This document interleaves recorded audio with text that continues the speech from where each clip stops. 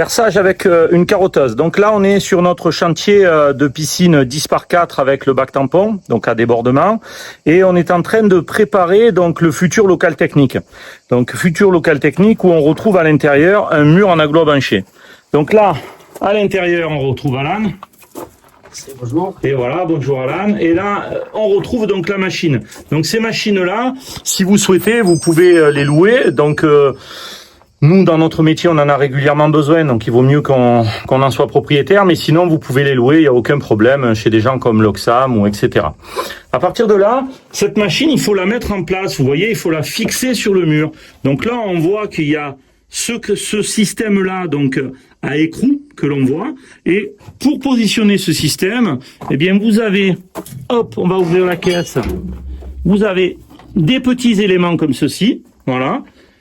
Ces éléments-là, vous allez les percer donc à l'intérieur du mur. Vous allez fixer votre machine comme elle est fixée là, comme vous venez de le voir.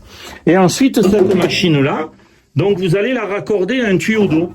Donc là, on voit le tuyau d'eau qui est branché. Il est fermé au moment où on se parle. D'accord? Donc vous allez la raccorder à un tuyau d'eau. Et là, en l'occurrence, les murs, ils font 30 cm d'épaisseur. Et on va pouvoir attaquer à percer. Donc, c'est un petit peu bruyant, c'est une machine électrique, c'est un petit peu bruyant. Je vous conseille vraiment de tenir la machine fixée contre le mur. Ça nous arrive à nous aussi de faire des trous directement en tenant la machine comme une perceuse. Quand on n'a pas d'autre solution, par contre, attention, vous pouvez très rapidement vous casser le poignet sans rien faire. Donc là, on va vous montrer comment la machine est en train de percer. Allez, c'est parti Alan. Donc, vous voyez, on va ouvrir l'eau. Voilà. Allez, et là il attaque, et petit à petit, voilà, petit à petit, vous voyez, on met encore un peu d'eau, voilà, on voit l'eau qui sort, vous voyez, voilà, et petit à petit, il va percer. On est bientôt arrivé au bout, là, on peut regarder un petit peu, je vous montre. Voilà.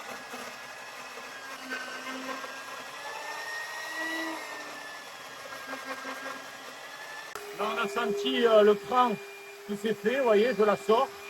Regardez. Je la sors. Donc, je coupe l'eau. Voilà. On peut l'arrêter.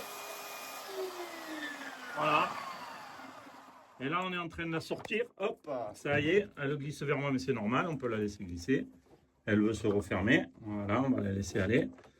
Et voilà. Et vous voyez qu'à l'intérieur, on va sortir. Donc, on voit bien les trous. Hein. Voilà. Donc, il y a plusieurs trous. On le voit bien parce qu'on en a fait tout un tas. Voilà. Donc, dans ces trous, on retrouve l'aspiration et les refoulements. Donc là, on s'est mis en position verticale parce qu'on n'a pas énormément d'espace. Donc, dans notre local technique piscine, en plus, c'est une piscine à débordement, donc c'est un gros chantier à chaque fois de faire toute la filtration. Mais ça, c'est le boulot de Damien.